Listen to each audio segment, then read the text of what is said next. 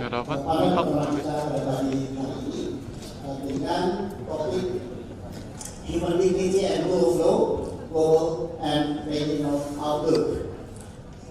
Panel ini berfokus pada pemahaman martabat manusia sebagai prinsip dasar Deklarasi Universal Hak Asasi Manusia, signifikansi dan implikasinya dalam memperkuat supremasi hukum untuk melindungi dan memajukan hak asasi manusia secara regional dan global. Kita sudah menghadirkan semua narasumber pada pagi hari ini yang sudah disebutkan oleh moderator. Untuk kesempatan pertama akan saya berikan kepada His Excellency Deputy Permanent Representative of the Republic of Indonesia to the UN, WTO, and other international organizations in Geneva, Switzerland. Thank you very much. Assalamualaikum warahmatullahi wabarakatuh. Selamat pagi, selamat sejahtera. Thank you again, the moderator, and good morning everyone. And nice to be here, to be our speakers today and to this morning session. I was asked to start the discussion with the host before the honorable member of the vice chair of the FPR, Pak Furhani, but he asked me to take my first chance to comment the discussion on this particular issue. And if you allow me, I'll speak in Bahasa Indonesia. Since the most of the attendants in our peoples and representative coming from all over of Indonesia, including from provincial representative. Baik, saya akan memulai presentasi saya dan bertema Human Dignity and Rule of Law dengan perspektif bagaimana kita di Perserikatan Bangsa-Bangsa, khususnya di mekanisme hak asasi manusia di PBB, melihatnya dan mengalami tantangan-tantangan. Nah, kalau kita mulai bicara mengenai human dignity, human rights, tidak mau tidak kita pungkiri bahwa semua berasal dari Universal Declaration of Human Rights atau kita sebutkan sebagai UDHR. Ibu dan Bapak sekalian, kalau kita lihat sejarah, UDHR itu di-launching pada 10 Desember 1948. Jadi kalau kita lihat tanggalnya 10 Desember 1948, ini yang merefleksikan sekarang kita rayakan sebagai Hari HAM Internasional. Nah, apa istimewanya dari UDHR itu, Ibu dan Bapak? Istimewanya adalah disitulah pertama kali semua menyatakan bahwa hak asasi manusia itu universal, regardless any background, jadi tanpa melihat latar belakangnya. Nah, inilah kemudian yang dikembangkan menjadi nilai-nilai hak yang cukup banyak dan kemudian menjadi nilai hak universal yang kita hadapi dan kita nikmati pada hari ini bersama.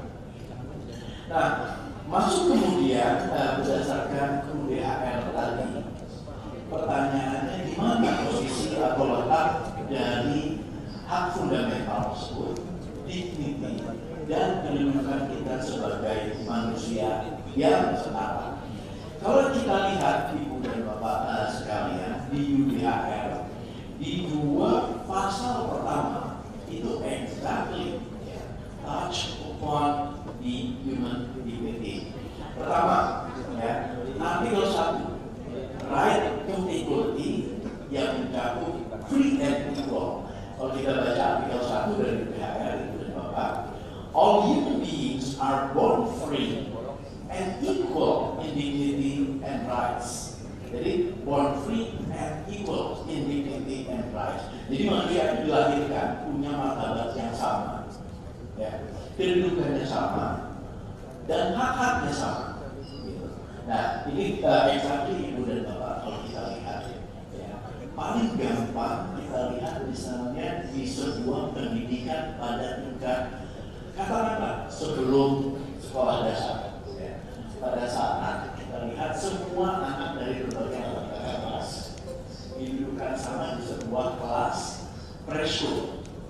Ada yang berwarna kulit hitam, berwarna kulit putih, ada yang kuning, ada yang berkerudung, ada yang tidak berkerudung. Mereka semua bisa berinteraksi tanpa diberikan atau ditambah additional values yang kita kenal sebagai additional values orang dewasa yang bisa berwujud diskriminasi, bisa berwujud suka dan tidak suka dan sebagainya. Anak kecil tidak mengenal itu, semuanya sama. Nah inilah yang disebut born free and equal. Artikel kedua, freedom from discrimination. Non-discrimination on the basis of distinctions of background. Jadi kalau orang berbeda latar belakang, itu tidak boleh dibedakan, tidak boleh dilakukan satu yang lebih tinggi dan lain lebih rendah. Jadi without distinctions of any kind. Jadi tolong kita pahami ini sebagai implementasi lebih lanjut dari born free and equal. Nah, karena itulah berdasarkan UDHR ini, Bapak, kemudian PBB melalui mekanisme-mekanismenya yang kemudian di tahun 2006 membentuk Dewan HAM PBB yang menggantikan Komisi HAM PBB yang sebelumnya. Kenapa pada tahun 2006 kita mendirikan Dewan HAM PBB? Karena sebelumnya Komisi HAM yang dibentuk dalam rangka bangsa-bangsa untuk mengimplementasikan, mempromosikan UDHR tersebut dianggap sudah sangat kontroversial dan kental dengan nuansa politisasi. Sementara dengan adanya Dewan HAM, negara-negara berharap ada upaya lebih lanjut untuk melakukan monitoring kemajuan HAM, advokasi untuk memberikan pemahaman HAM dan capacity building untuk membantu negara-negara mencapai implementasi yang paling baik dari nilai-nilai universal di UDHR tersebut. Nah, kalau kita lihat di sini mungkin masih masih luas, tapi di Dewan HAM kemudian kita coba turunkan apa yang menjadi fokusnya. Fokus pertama adalah memajukan hak-hak sipil dan politik. Yang kedua memajukan hak-hak ekonomi, sosial dan budaya. Dan yang ketiga adalah memajukan hak-hak kelompok rentan seperti hak perempuan, anak, people with disability, dan kelompok migran. Nah itu sebuah mekanisme yang kita tahu. Nah berikutnya saya ingin menyoroti apa yang kita punya hari ini dari perspektif tantangan-tantangan di dalam mekanisme HAM tersebut. Tantangan yang pertama adalah nilai universal adalah nilai yang konsensus. Tapi faktanya Ibu dan Bapak rekan-rekan semua, di Dewan HAM sulit sekali mencapai konsensus, apalagi apabila itu sudah menyangkut sorotan terhadap country specific resolutions atau thematic issues yang memang kontroversial. Akibatnya apa? Akibatnya tidak ada konsensus, keputusan harus diambil melalui voting. Nah ini menjadi tantangan karena kalau voting sulit nanti mengimplementasikan secara efektif dan efisien. Kemudian ada perasaan bahwa di Dewan HAM ini sekarang kembali mengulang apa yang terjadi pada saat Komisi HAM dulu. Nah, keluhannya concern dari banyak negara bahwa Dewan HAM kerap misalnya dipakai untuk mempolitisasi isu, bias, kemudian ada penerapan double standard dan pick and choose. Nah ini kental sekali dalam konteks kekinian yang sekarang. Nanti detailnya bisa kita tanya. Saya masih punya banyak, cuma sudah diingatkan tinggal 1 menit lagi. Baik. Dan tantangan yang kedua adalah apakah Dewan HAM itu membawa nilai yang universal atau unilateral? Nah ini juga menjadi tantangan. Kenapa? Karena seringkali ditemukan bahwa apa yang dimajukan dalam agenda pembahasannya adalah kepentingan satu sisi, satu pihak, bukan kepentingan bersama atau yang kita sebut sebagai unilateral tadi. Nah ini tentu bisa kita lihat misalnya dalam proses Istanbul ya, resolusi 1918, kemudian proses dari resolusi yang lain, country religious matter, ya, pada konsep kita ini, yaitu resolusi 53/1 yang terkait dengan pembakaran Al-Quran. Nah, tantangan yang ketiga adalah bagaimana sih memaknakan freedom of expression. Ini juga menjadi nilai yang sangat kontroversial. Pertama, kita lihat misalnya, banyak negara akan mempersoalkan apabila kita membuat naratif yang berbau anti Yahudi, misalnya antisemitisme, itu adalah pelanggaran hukum. Namun pada saat kita bicara Islamophobia, negara-negara tertentu yang cukup dominan di dalam akan menyebutnya sebagai freedom of expression. Berbeda pelakuannya. Nah, ini sebagai contoh tantangan yang ketiga. Saya punya negara kali nanti. Nah, sekarang kemudian apa yang kita akan lakukan di 75 tahun UDHR tersebut? Mekanisme HAM akan menyelenggarakan peringatan 75 tahun UDHR pada tanggal 10-12 Desember 2023 yang akan datang, yang gunanya adalah merefleksikan pandangan dunia terhadap bagaimana visi kita ke depan terkait Universal Declaration ini. Bagaimana kita mempromosikan, bagaimana pledge negara-negara untuk kembali kepada vital dari Universal Declaration tersebut. Nah, sebagai penutup, saya ingin meng-highlight pada dasarnya Komisaris Tinggi HAM Volker Turk menyadari tantangan ini. Makanya dalam satu statementnya disampaikan bahwa beliau melipor kepada negara anggota bahwa we need to regain the space where we can discuss human rights in a constructive and open spirit, undisturbed by the tug of geopolitics, and keeping in mind that nobody is perfect. Nah, ini adalah semangat yang memang harus dikembangkan konstruktif. Tidak ada yang sempurna. Let's view human rights for the human rights purposes, not human rights as an instrument for only political goals or political purposes. Nah, saya kira itu yang bisa saya sampaikan. Terima kasih Pak Hasan, mohon maaf waktu yang sangat singkat.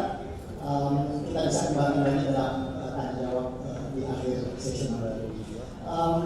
Narasumber berikutnya, Ibu Yuyun Wahyudin, Representative of Indonesia to the Asian Intergovernmental Commission and Human Rights. 7 minutes, it's yours. Thank you very much. Assalamualaikum warahmatullahi wabarakatuh. Good morning. It's 7 minutes, so I have to cut off some of the speech I prepared. I initially prepared the pictures in our presentation, but I don't think we have time. So it's fine. So we don't have to show it. But anyway, please allow me to speak in English. It's easier for me to speak in English at the moment. To begin with, I would like to establish the connection between rule of law, human dignity, and also human rights as we understood at the regional level. To make it very quick, rule of law is the vehicle for the promotion and protection of normative framework of human rights toward the establishment of the life of the people in dignity and peace and prosperity. So it's linked to each other. In ASEAN, as a chair and a commissioner of human rights in ASEAN, we did not discuss human rights or human dignity at large. We talked a lot about human rights, and we talked a lot about how we can use rule of law to enhance the promotion and protection of human rights. Similar with the UNHR article, the first article in the ASEAN Human Rights Declaration also mentioned copy from the text of the UNHR in relation to human dignity. And Article 22 is about freedom of speech and belief. ASEAN Charter also recognized that ASEAN Charter recognized the respect for different cultures, languages, and religions of the people in ASEAN, while emphasizing their common values in the spirit of unity and diversity. So, despite the fact that ASEAN continue to recognize the universality of human rights, but the difference of the people living in the Southeast Asia region remain the so let me also mention about ICHR, or ASEAN Developmental Commission of Human Rights, is commonly called as ICHR, has 5 purposes, which one of them is to promote and protect human rights. ICHR works follows ASEAN norms such as consensus, consultation, non-interference principle, and it is also active. ICHR has become an important regional platform in which member states and stakeholders to talk about human rights and also to respond to international human rights law. And this platform has been used by member states to develop regional standards, mechanisms, institutions, and a platform for dialogue with stakeholders and set policies on human rights. In the last 14 years, ICHR was established in October 2009. In the last 14 years, in realizing the promotion projects on human rights, ICHR has established a coordinating mechanism in 2019, enhancing engagement with stakeholders such as civil society organizations, academic, national institutions, and the UN. And then also, ICHR now can discuss about human rights of other countries or of the neighbors in our community. And then for member states, ICHR has organized annual ASEAN Human Rights Dialogue, in which member states can talk about human rights of their own country and also question or seek clarification of human rights situation of the neighbors. Now it become more and more norms in ASEAN, ICHR, to be able to discuss about human rights issues. With ASEAN sectoral bodies, we also established ASEAN Community Dialogue on Human Rights. ICHR in the last 14 years has established an important number of important rules, such as educator, enabler, sector mobilizers, and convener on the regional engagement of human rights. It is with these roles that ICHR contribute to the freedom of religion and belief, diversity, and also integration to realizing human dignity. We believe that human dignity cannot be defined in one book. It continues to evolve from time to time, and the way we contribute to the realization of human rights will define what does it mean by human dignity for ASEAN. So since Indonesia is the chair of ASEAN, please allow me also to mention that under the theme of ASEAN Matters, Epicenter of Growth, Indonesia brings together a commitment of member states to strengthen the role of ICHR as a leading human rights mechanism in Southeast Asia, and through three key strategies: cooperation, joining dialogue, and building the capacity of treaty bearers to comply with human rights obligations.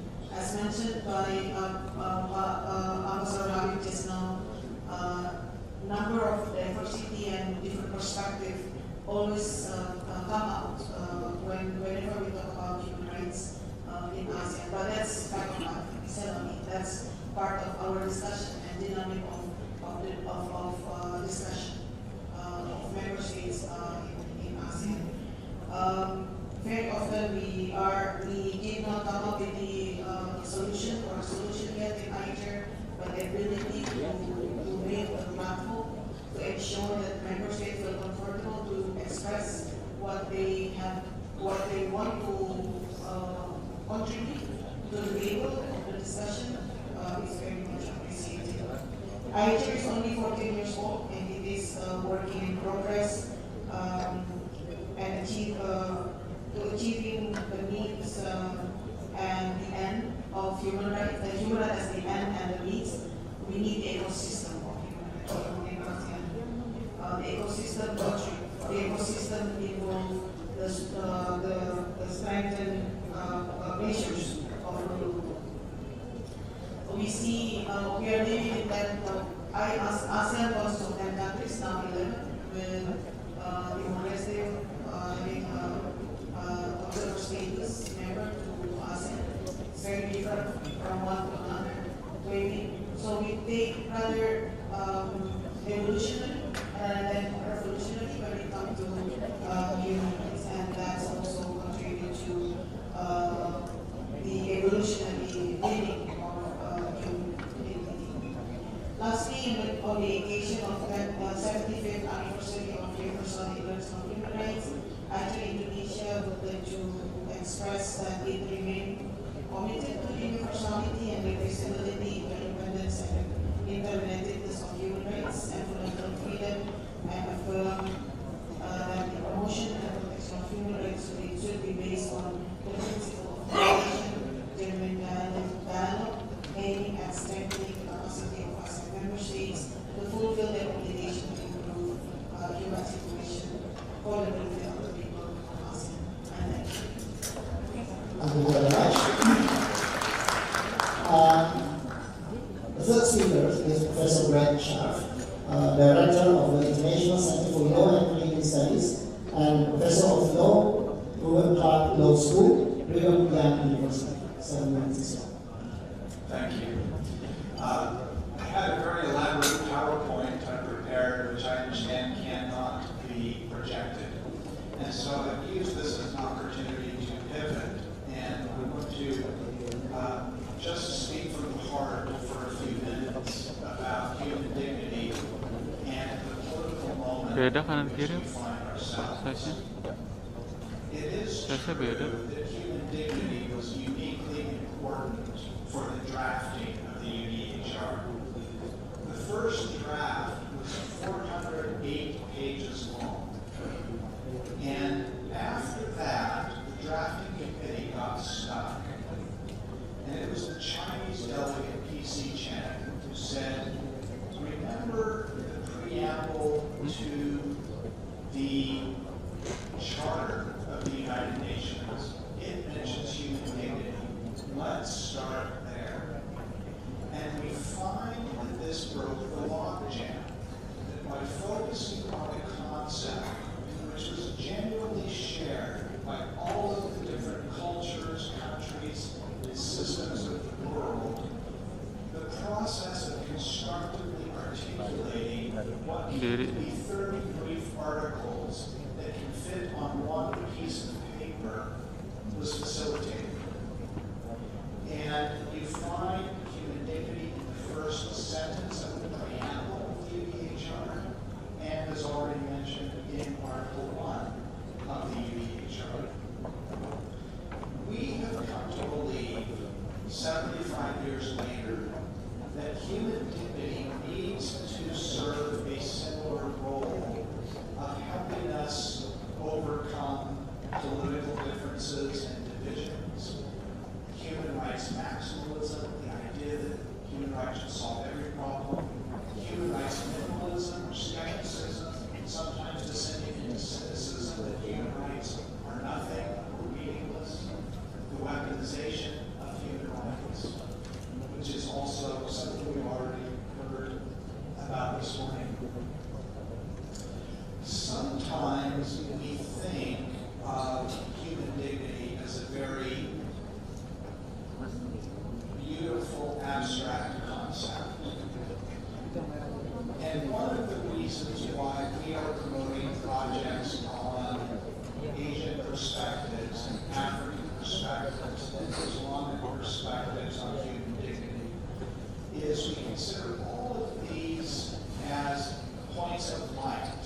We've actually written a book called Points of Light, which has statements about what human dignity means to them from about 100 of the signatories of the Janela Declaration. And we believe that these additional understandings of human dignity create the illumination. And we're more likely to be able to solve the problems we face in the world if we do so in a world that is illuminated with these points of light concerning human dignity. Lately, I've been, as many of you, all of us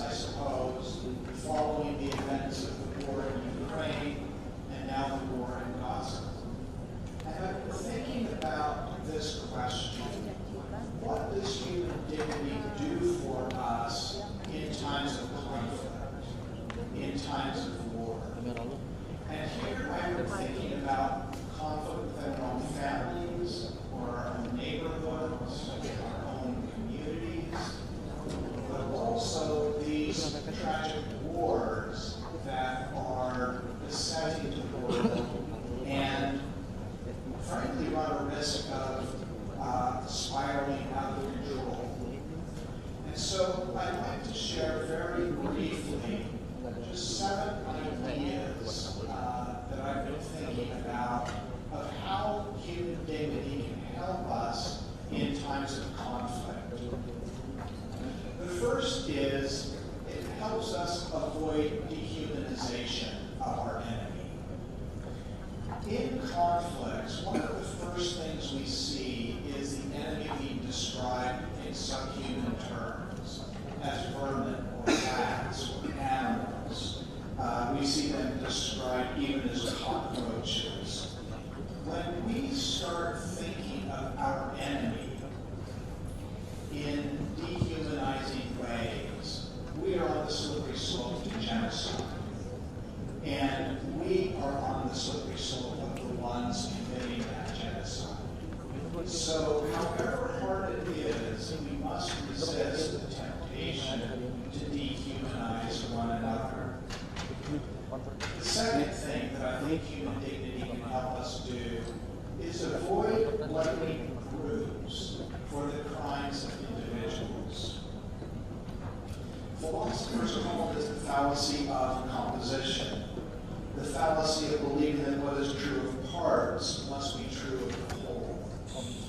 And one of the hardest things to avoid doing in times of stress and conflict is avoiding oversweeping generalizations of guilt and blame. Now, sometimes it's hard to draw these distinctions. I'm not saying that it's always easy. But one thing that human dignity does is it tells us that we have to pause and be careful when we start blaming entire groups of people for the actions and crimes of certain people who belong to those groups. The third thing that human dignity can do in times of stress and conflict is to help us reduce us versus them thinking. The remarkable thing about human dignity, it is something that is shared by all human beings in equal measure. And so, while we're different in many ways, we may be different in strength, in intelligence, in nationality, in language, in culture, there's one way in which we are the same equal, and that is in human dignity. And in times of conflict and stress, us versus them thinking is amplified, sometimes to an extent that it becomes very difficult to resist. And in addition to that us versus them thinking, we need to step back and remember that we are all us and we are all them. We are all human beings, and we need to remember that reality as well.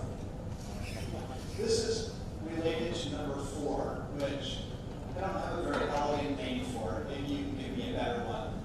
I may call it one-sidism.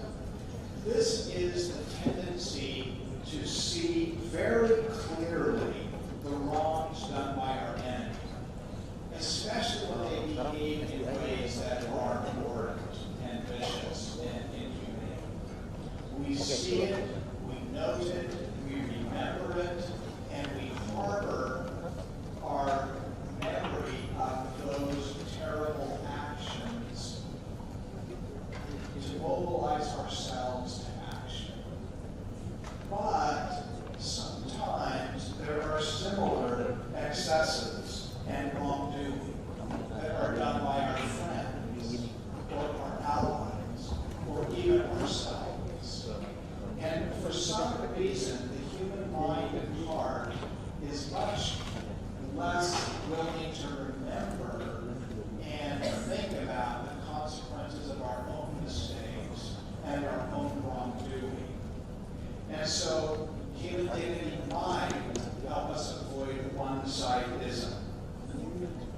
Number 5 relates to the Geneva Convention and the rules of the Geneva Convention.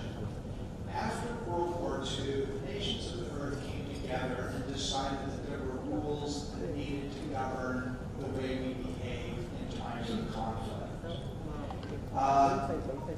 And there are several things that are important about these rules. The first is that they apply to both aggressors and defenders. So whether we are the victims of aggression or we are engaged in aggression, the rules apply to us. Secondly, they apply even if they are disregarded by our enemy. These rules apply to us not because of who our enemies are, but because of who we strive to be. We must make distinctions between combatants and civilians. We must recall principles like proportionality in response. We must remember the requirement of humane treatment for all persons held in enemy hands. The Geneva Conventions prohibit murder, mutilation, torture, taking of hostages, unfair trials, cruel, humiliating, and degrading treatment. There are also rules for the care of the wounded, the sick, and the shipwrecked.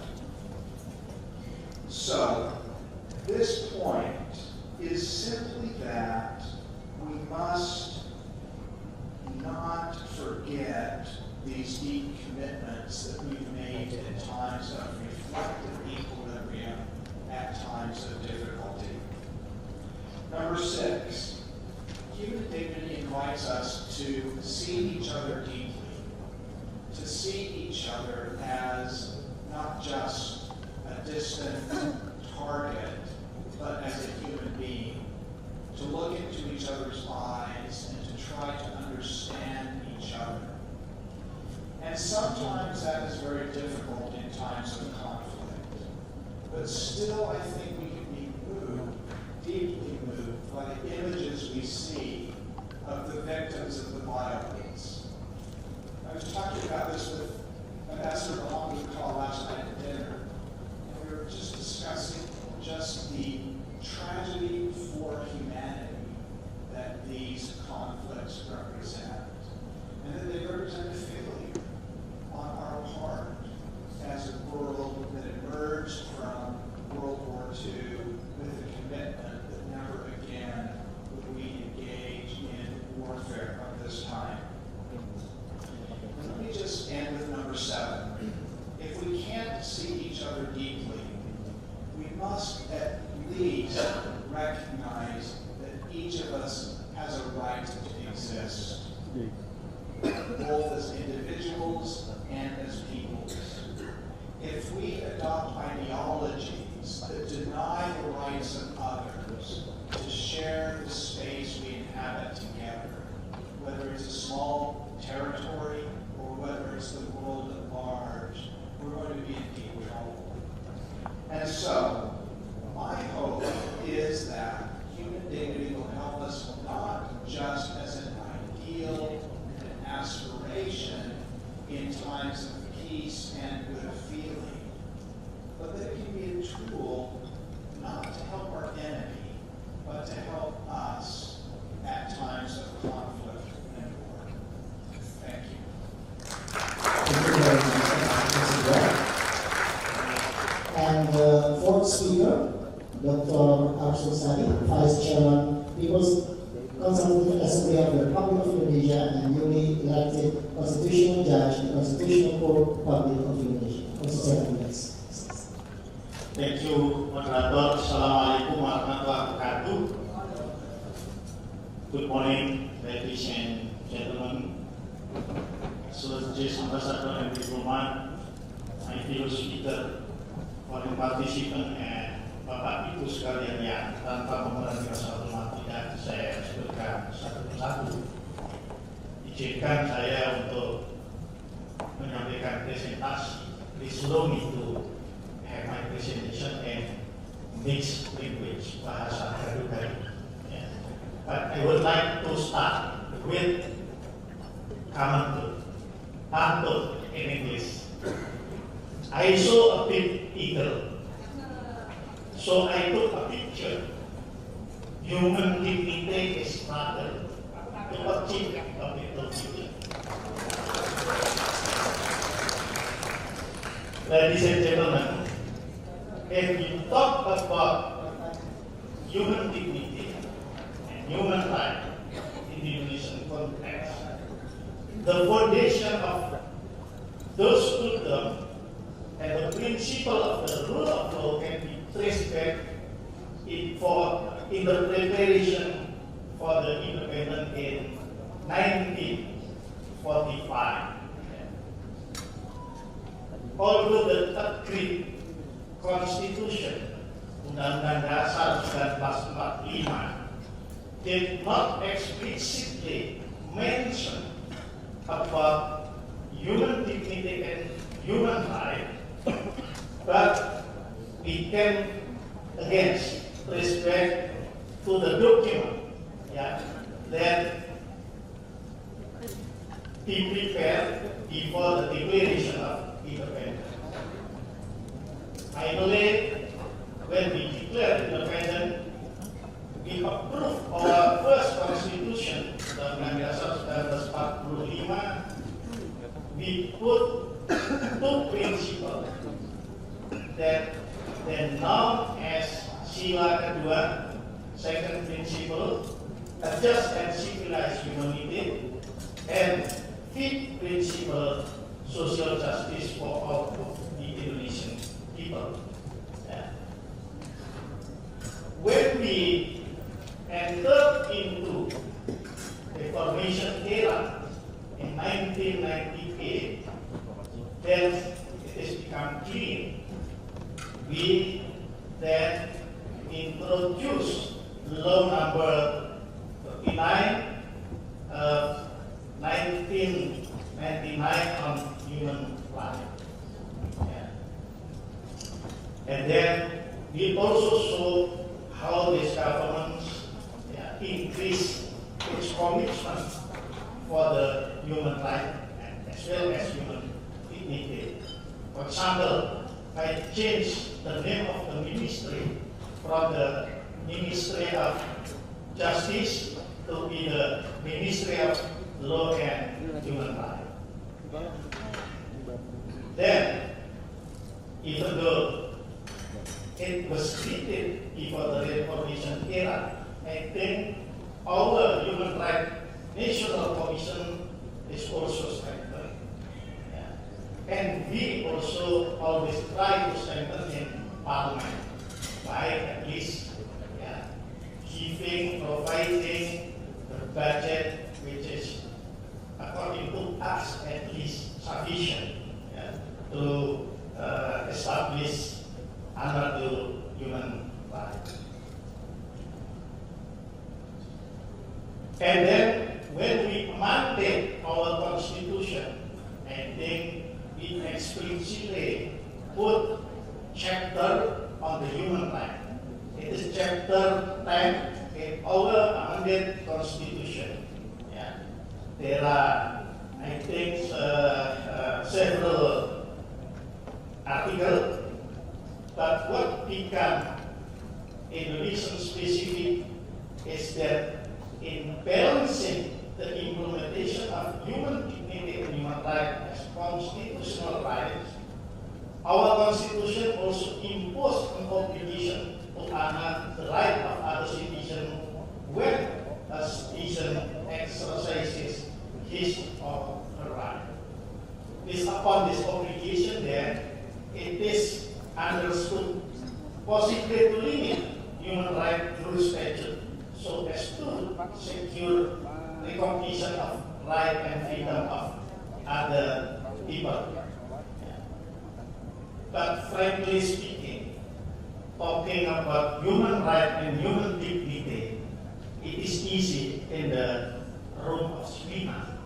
But it is very difficult when it's come to, for example, legislation process. Last year, we just legalized, we just approved there has been long debate whether we should maintain as is about a capital punishment, or we should totally abolish of capital punishment. It's not easy. There are two big aspirations about that.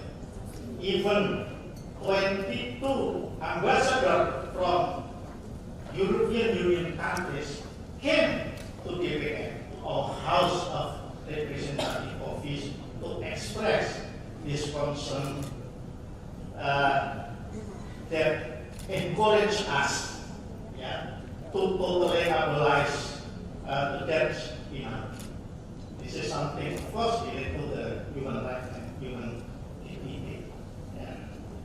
But we come into what we call Indonesian way, jalan tengah antara Indonesia.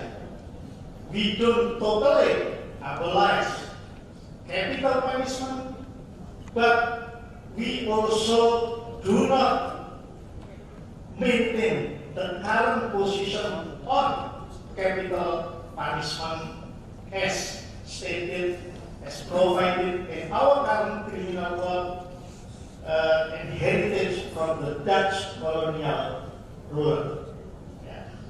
Jadi agak apa mas ngomong Inggris terus. Jadi saya sorry, I need to change into Indonesia. Jadi kita bisa menemukan bahwa dalam soal misalnya hukuman mati, capital punishment, dan penalti, kita bisa menemukan jalan tengahnya apa? Pidana mati, capital punishment, is not totally abolished, but it is put as special criminal sentence. Sebagai hukuman pidana khusus yang harus dijatuhkan secara alternatif. What does it mean? Artinya adalah kalau seseorang dijatuhi hukuman mati atas satu perbuatan yang memang dimungkinkan untuk dihukum mati menurut KUHP kita, nanti akan menjadi apa sudah menjadi Undang-Undang Nomor 1 Tahun 2023. Maka dia tidak boleh dieksekusi selama 10 tahun. Dia akan menjalani hukuman penjara. Kalau nanti dia menjadi manusia yang baik, dalam bahasanya Pak Alwi Shihab, menjadi taubatan nasuha, maka hukuman matinya, his or her death capital punishment will be changed automatically into the life imprisonment, hukuman penjara seumur hidup. Yang kedua, this is just sharing of experience in real life, at least in parliament life. I have been member of parliament for 2 terms. And thanks God, I will move next January to Constitutional Court.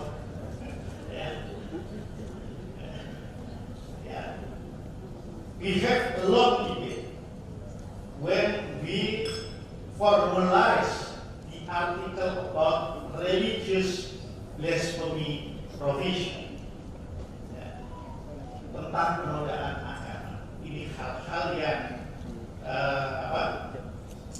saya kira kita masih punya 2 kutub besar, dan tugas kita semua untuk mendekatkan kutub besar ini ke depan, agar bisa ketemu pada satu titik yang tidak saling menghabisi. Kalau bahasanya Pak Alwi Shihab, karena saya ngajinya sama Pak Alwi Shihab, itu in the Islamic principle, there is a principle, ma la yutraku kullu, la yutraku kullu. Kalau yang dari pesantren saya salah, mohon dimaafkan. Itu artinya bahwa we take even though in the gradual way to meet the difference opinion, different sides among the Indonesian people, yeah, on the certain issue relating to human dignity and human rights. Dan saya ingin menutup dengan pantun lagi. The flower is green. The cat sleep at the corner. Every time I always imagine our human dignity situation will get better and better. Terima kasih. Assalamualaikum warahmatullahi wabarakatuh. Thank you very much. Oke, sudah kita simak Pak Ahsanul Habib mulai dengan sejarah dan nilai-nilai universal dalam nilai AR, dan kemudian dikontekstualisasi secara regional oleh Bu Yuyun, dan lebih spesifik lagi oleh Pak Arsul di locally contextualis dalam konteks Indonesia, dan Pak Fred menawarkan 7 ide terkait dengan human dignity. Oke, kita masuk ke sesi berikutnya, tanya jawab. Oke, saya hanya bisa memberikan 3 kesempatan kepada peserta untuk memberikan pertanyaannya. Teman-teman panitia siap-siap memberikan mikrofonnya, yang di tengah pakai peci ya, maaf. Kemudian Bu Yaya di belakang ya, kemudian satu lagi yang ke tangan di belakang itu ya, terima kasih. Ya, silakan. Bismillahirrahmanirrahim. Assalamualaikum warahmatullahi wabarakatuh. Perkenalkan, kami Muhammad Nur Soleh dari MTS Negeri 3 Demak. Isu penegakan hak asasi manusia di dunia tidak bisa terlepas dari isu global saat ini, yaitu adanya perang antara Palestina dan Israel. Kami minta pendapat semua narasumber terkait dengan penegakan HAM dan berkaitan dengan perang saat ini.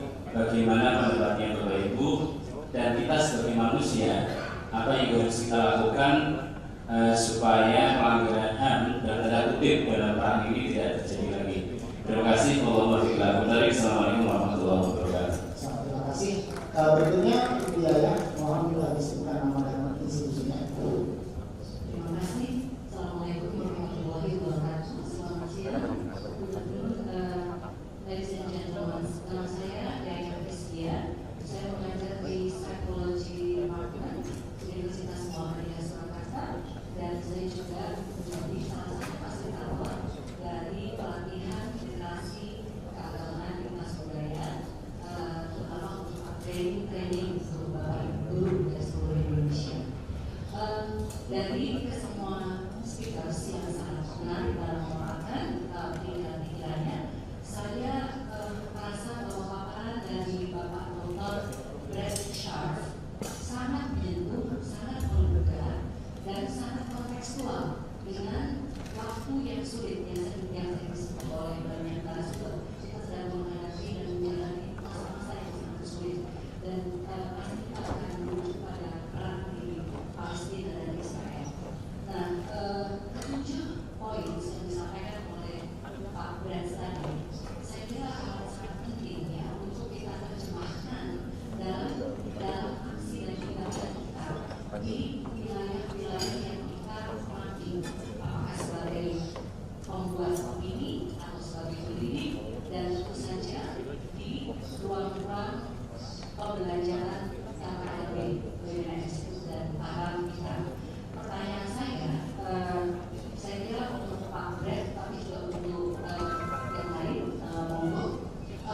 bagaimana kita mengajak para pendidik yang tadi disebut oleh Bapak Profesor Ali Shihab sebagai garda depan dalam membangun peradaban generasi muda, itu mampu menavigasi kita untuk tidak memverifikasi melakukan demonisasi terhadap satu pihak saja. Kita harus menavigasi kita, lembaga kita berada di tengah di kemanusiaan.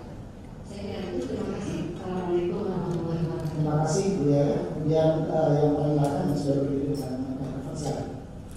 Terima kasih atas kesempatannya. Assalamualaikum warahmatullahi wabarakatuh. Nama saya Abdul Rahman Wibunga dari Madrasah pertanyaan saya kepada Bapak Arsul Sani tadi mengenai hukuman mati yang kemudian kalau dia berperilaku baik dia bisa menjadi hukuman seumur hidup. Nah, saya setuju sekali itu, memang harusnya berimbang kepada keluarga korban. Apakah tidak akan ada nanti kira-kira keluarga korban juga mendapatkan kompensasi sehingga hukum itu berkeadilan baik kepada pelaku juga kepada keluarga korban. Misalnya ada kompensasi uang atau apa dari pelaku. Terima kasih. Assalamualaikum warahmatullahi wabarakatuh. Waalaikumsalam. Terima kasih Pak Ali. Oke, mudah-mudahan narasumber juga sudah bisa mencatat dan memahami pertanyaan dari peserta tadi. Kemudian saya berikan sesuai urutan tadi, masing-masing 5 menit untuk menanggapi pertanyaan dari peserta. Yang pertama silakan Pak.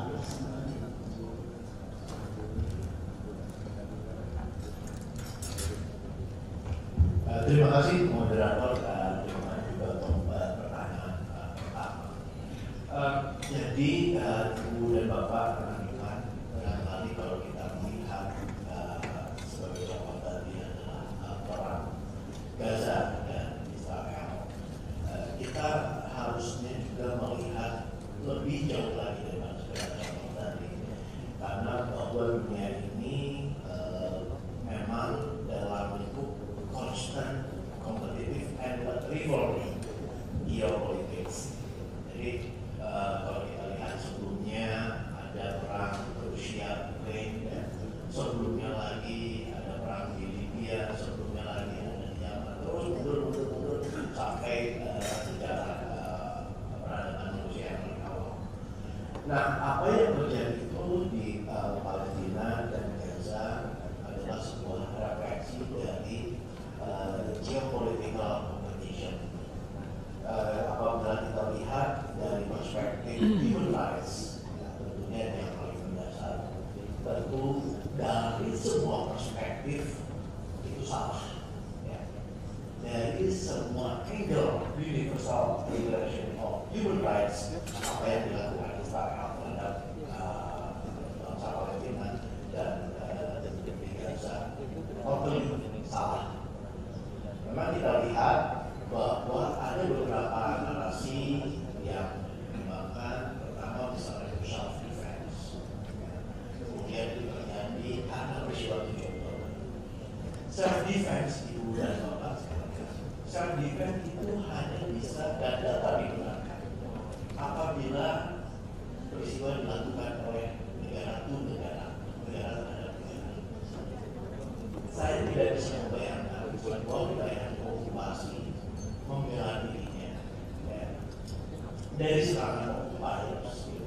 Kemudian occupiers menyebutkan bahwa kami adalah korban, tapi yang membela diri nggak bisa disamakan. Itu salah satu. Yang kedua, self defense tentu adalah target dari diri.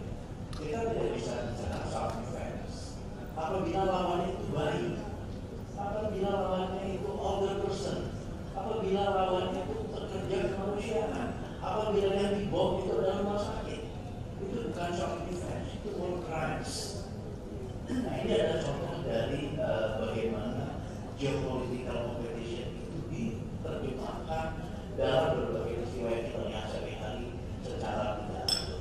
Ini yang tadi saya sebutkan di awal dalam konsep mekanisme HAM dunia sekarang. Kita mengalami kembali peristiwa yang kita temui pada saat kita mempunyai Komisi HAM global, Komisi HAM dunia, bahwa HAM kemudian dijadikan instrumen, HAM dijadikan tools untuk political purposes, untuk tujuan-tujuan politik, bukan untuk membangun HAM itu sendiri.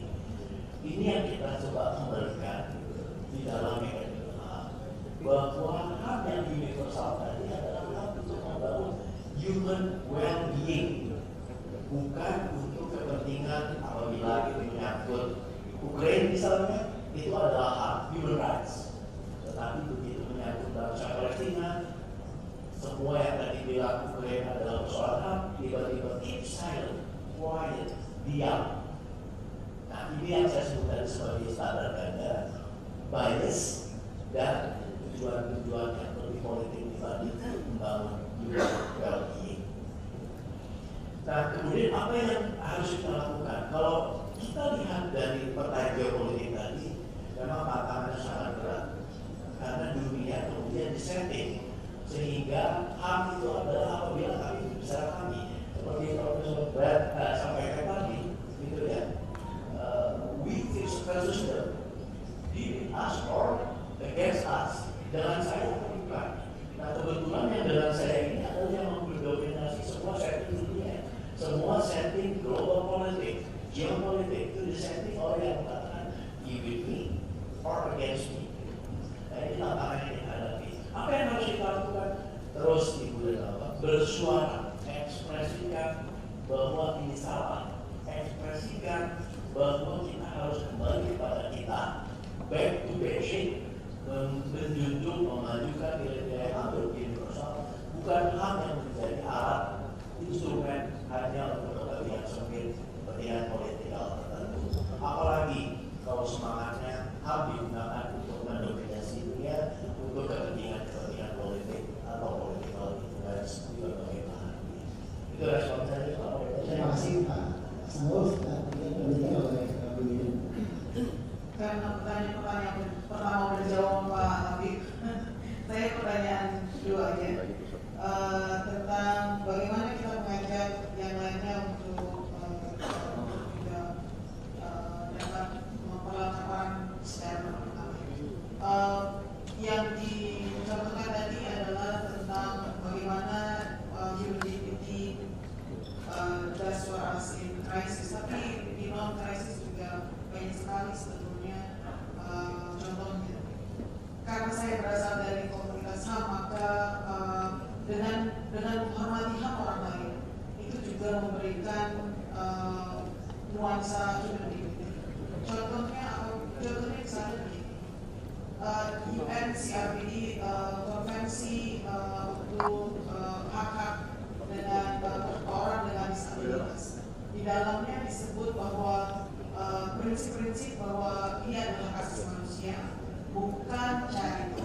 Oleh karena itu, bukan orang dengan disabilitas adalah sebagaimana dia sebagai manusia, dimanusiakan. Dan kita sudah sering banget di AICER atau di komisi-komisi di kegiatan komisi ASEAN itu memperlakukan orang dengan disabilitas sebagai manusia. Tidak mau dikasihani, dia bisa melakukan semuanya sendiri. Karena ketika dia bisa melakukan semuanya sendiri, dia merasa dimanusiakan, dia menjadi manusia seutuhnya, disetarakan dengan orang. Jadi buat saya nilai-nilai yang nilai-nilai HAM, prinsip-prinsip HAM, bagaimana kita melakukan orang lain, non-discrimination, setara, equality, itu berkontribusi pada bagaimana seseorang itu merasa dimanusiakan, bagaimana seseorang itu martabatnya terpenuhi oleh orang lain dan juga oleh negara. Misalnya juga banyak sekali bantuan-bantuan misalnya pemilu yang sudah kita lakukan. Di pemilu itu person with disabilities itu memiliki beberapa alat khusus agar dia bisa melaksanakan hak dia untuk memilih secara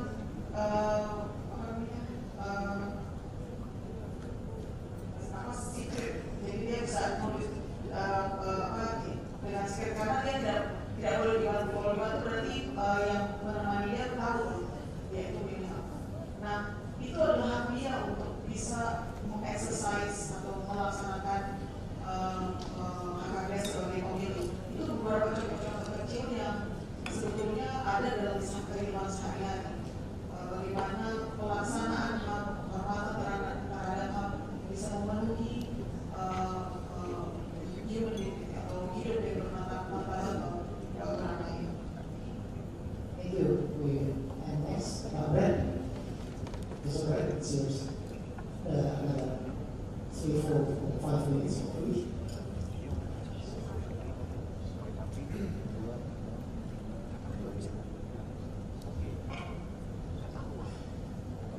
it's really hard to say anything without saying a lot because everything needs to be contextualized and so forth.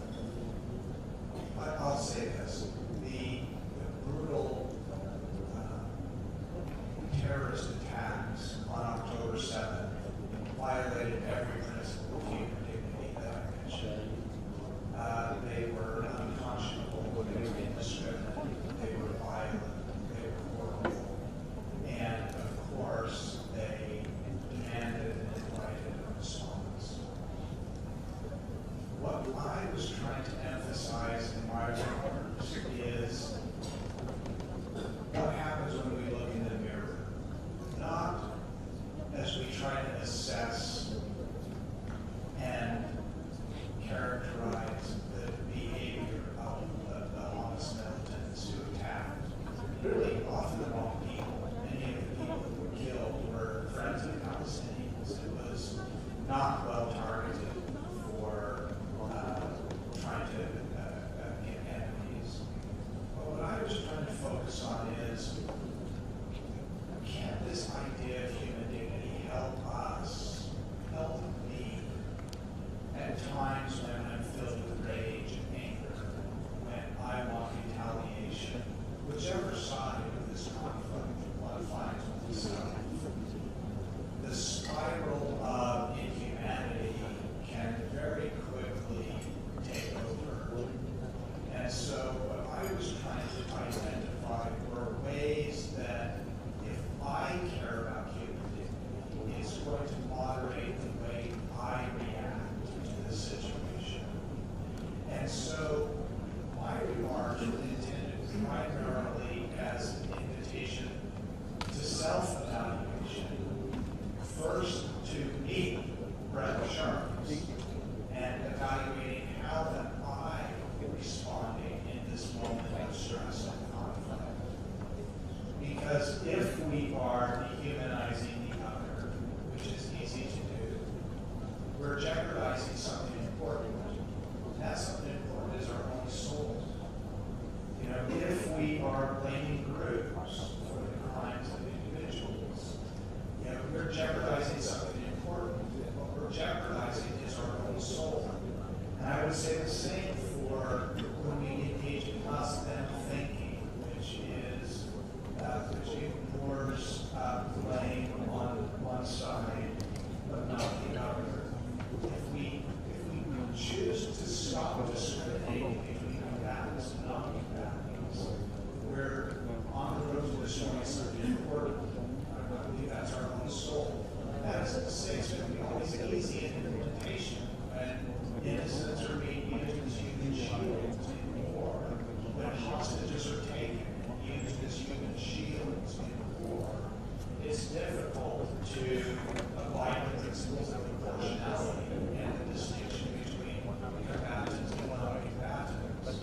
But what I was trying to emphasize is that each of us, as I point the finger forward pointing at myself, so whatever amount of emphasis needs to be placed on others, let's multiply that by 4 times. The emphasis that needs to be placed on myself. We need to try to remember our own commitment to our own values when we are in these terrible moments of conflict and stress. And it's really hard to do. It doesn't mean that we don't respond to a terrorist attack, but it does have to inform how we go about responding. And it's really about ourselves. It's about who we are and who we want to be. Yes, it's about who we hope the others want to be. But it's about who we want to be and who we choose to be. Thank you very much, Dr. Brett. And, well, we run out of time, but the same 5 minutes also. Terima kasih. Saya ingin menjawab yang ketiga tadi ya, terkait dengan apa yang disebut sebagai kompensasi untuk korban bencana. Jadi Pak, sebetulnya dalam sistem hukum pidana kita itu sudah diatur. Ada 2 jenis, saya saya sebut saja genusnya itu adalah ganti rugi yang disebut dengan restitusi dan kompensasi. Restitusi itu adalah ganti rugi atau pembayaran yang dilakukan oleh si pelaku tindak pidana yang dihukumkan kepada dia. Itu terutama yang jelas kalau kejahatan di mana yang menjadi korban adalah anak yang perempuan itu sudah ada, Pak. Ya, detailnya nanti bisa dibaca di Perma nomor 1 tahun 2020. Ya. Kemudian selain restitusi ada juga yang namanya kompensasi. Kompensasi itu adalah ganti kerugian yang diberikan oleh negara. Ya. Karena pelakunya tidak punya kemampuan untuk membayar ganti rugi. Ya, ini juga ada. Saya ingat betul karena kebetulan saya termasuk anggota tim yang merumuskan ketika kami membuat undang-undang yang kemudian menjadi Undang-Undang Nomor 5 Tahun 2015 yang merupakan undang-undang perubahan atas Undang-Undang Nomor 15 Tahun 2003 tentang pemberantasan tindak pidana terorisme. Jadi kalau ada orang menjadi korban terorisme entah karena di tempat yang salah dan waktu yang salah, maka negara itu harus bertanggung jawab. Hanya mekanismenya melalui LPSK. Ini memang belum maksimal, karena itulah perlu saya kira kalau masih ada dari Kemenkumham sosialisasi terus-menerus. Dan kami di DPR sebetulnya itu merencanakan untuk kemudian kita sempurnakan itu dalam revisi Kitab Undang-Undang Hukum Acara Pidana Criminal Procedural Law yang mesti kita perbaiki untuk memastikan bahwa the victim itu juga get attention ya, dari sistem hukum yang ada di negara kita. Saya kira itu. Ya. Terima kasih Pak Arsum. Tidak saya simpulkan, tapi kita sudah melihat bagaimana nilai-nilai universal dalam IDHR itu bisa dikontekstualisasi secara regional, secara lokal, dan kemudian dikembangkan termasuk dengan usulan 7 poin tadi dari Profesor Dan. Saya kira itu saja. Terima kasih atas partisipasinya. Saya kembalikan ke moderator. Assalamualaikum warahmatullahi wabarakatuh.